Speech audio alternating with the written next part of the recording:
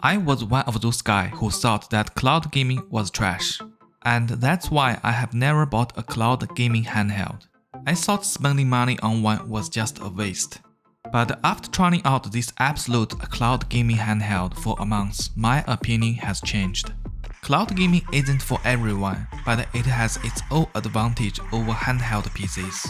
First, I want to talk about when and why I used the streaming handheld during the last couple of weeks. The time that I used this remote handheld was when my Steam Deck battery died, but I was not done with my gaming, so I will just quickly pick up this streaming handheld and keep playing. So it's more like a backup handheld for my Steam Deck.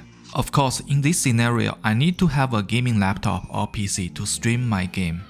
The reason I was remote playing was that emulating PS3 and Xbox 360 on the Steam Deck is still not ideal. So if I want to play those emulation games, streaming from my gaming laptop to the cloud handheld just provides a better emulation gaming experience. Another reason I use the cloud handheld is if a AAA game doesn't perform well on the Steam Deck or handheld PC. In such case, I utilize the cloud handheld to achieve optimal FPS from my gaming laptop. Most remote gaming handhelds are built on top of Android, so we can basically treat them as an Android smartphone with a built-in controller. The Sony PlayStation Portal and Logitech G are both Android-based streaming handhelds as well, but they just cost a lot more than this $200 cloud gaming handheld. Here are the specs of this handheld. The only thing in this spec that really excites me is the battery life. We all know that most handheld PCs have a hard time playing more than 2 hours of AAA games. But with a streaming handheld, we can easily achieve 6 to 7 hours of gaming time on a single charge. Because this is a remote play device, there is no fan or thermal system inside, making it run as quietly as your smartphone. We can use this handheld streaming content from PC, PlayStation 5, and Xbox. I have to say this is the lightest 7-inch handheld device that I have ever experienced. Last weekend, I played on this device for about 3 to 4 hours continuously, and my hands did not feel tired or uncomfortable. Since this is an Android-based handheld, we can also play some mobile games on it.